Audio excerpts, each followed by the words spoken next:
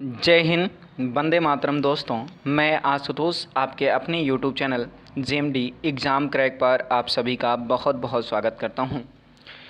BPSC के प्रश्नों की सीरीज़ में आप सभी का बहुत बहुत स्वागत है। आज हम बात करने वाले हैं कुछ प्रश्नों के बारे में। लिखा है थायमीन है। थायमीन है तो आप सभी लोग जानते हो थायमीन क्या है। तो थायमीन विटामिन B1 है। अगला, निम्नलिखित विटामिनों में से किसमें कोबाल्ट होता है? निम्नलिखित में से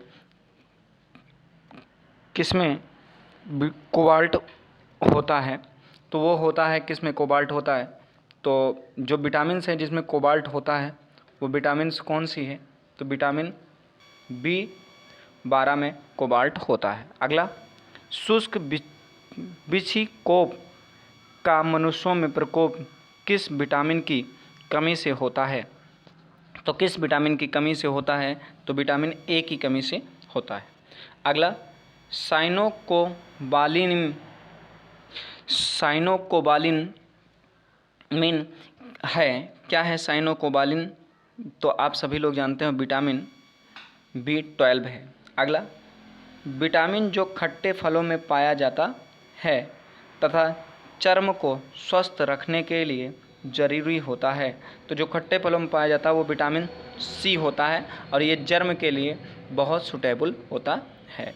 आइए अगले प्रश्न की बात करते हैं। क्वेश्चन नंबर 39 के बारे में आपको प्रश्नों की सीरीज कैसी लग रही है हमें कमेंट करके अवश्य बताएं। प्रश्न है, विटामिन C का सबसे उत्तम स्रोत कौन सा है? तो विटामिन C का सबसे उत्तम स्रोत है आंवला। कौन सा है? आंवला।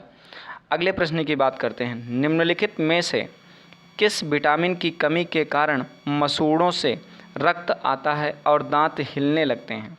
किस विटामिन की कमी से ये सब होता है? तो ये कौन सी विटामिन की कमी से होता है? विटामिन C की कमी से होता है। अगला, विटामिन C का रासायनिक नाम क्या है? तो विटामिन C का रासायनिक नाम है स्कर्बिक अम्ल। क्या है? स्कर्बिक अम्ल। अगला प्रश्न है, निम्नलिखित विटामिनों में से कौन शरीर के में भंडारित नहीं होता है?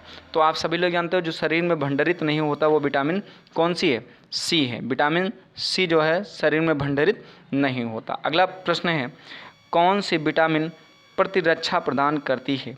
कौन सा विटामिन प्रतिरक्षा प्रदान करती है? तो विटामिन A जो है वो प्रतिरक्षा प्रदान करती है।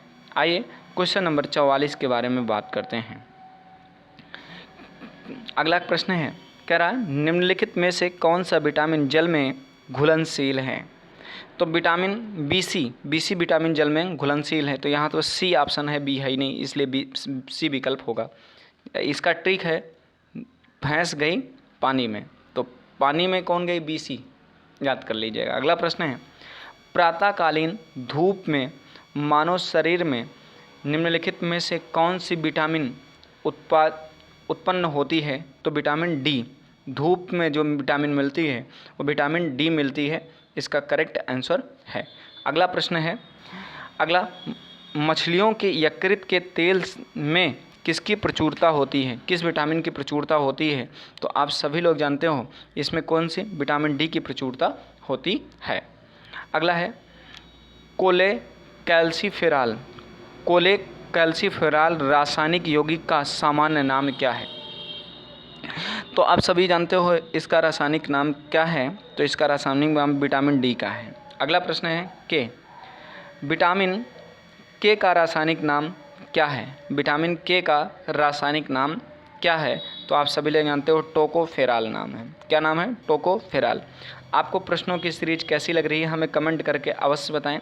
अगर आपको प्रश्नों की सीरीज अच्छी लग रही हो तो चैनल को लाइक, सब्सक्राइब और शेयर करना मत भूलिएगा। और ऐसे ही प्रश्न पाने के लिए चैनल से अवश्य जुड़ें। और आप इसका टेलीग्राम चाहते हैं, यानी इसका PDF चाहते हैं, तो JMD exam crack Telegram channel पर JMD exam crack Telegram channel को अवश्य ज्वाइन कर लें, जिससे आपको वहाँ पर वीडियो और इसका PDF अवश्य मिल जाए। आइए अगले प्रश्न की बात करते हैं। क्वेश्चन नंबर 49 के बारे में, विटामिन E की विशेषता किसके लिए महत्वपूर्ण है? विटामिन E की विशेषता किसके लिए महत्वपूर्ण है? तो लिंग ग्रंथियों को की समानता क्रिया में वृद्धि है विटामिन ई के लिए। अगला प्रश्न है, निम्नलिखित विटामिनों में से कौन सा एक रक्त के स्कंदन में कार्य करता है? रक्त के स्कंदन में कार्य करता है, वो कौन से विटामिन है? तो विटामिन कौन सी है? विटामिन के।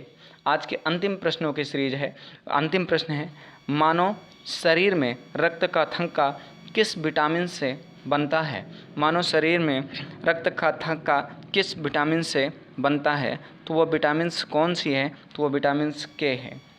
आपको प्रश्नों की सीरीज कैसी लगी हमें कमेंट करके अवश्य बताएं। अगर प्रश्नों की सीरीज आपको अच्छी लगी हो तो चैनल से अवश्य जुड़ें और अपने मित्रों तक अवश्य शेयर करें। मिलते हैं नेक्स्ट वीडियो में, तब तक के लिए जय हिंद, वंदे मातरम। दोस्तों, अपना बहुत बहुत ख्याल रखिएगा।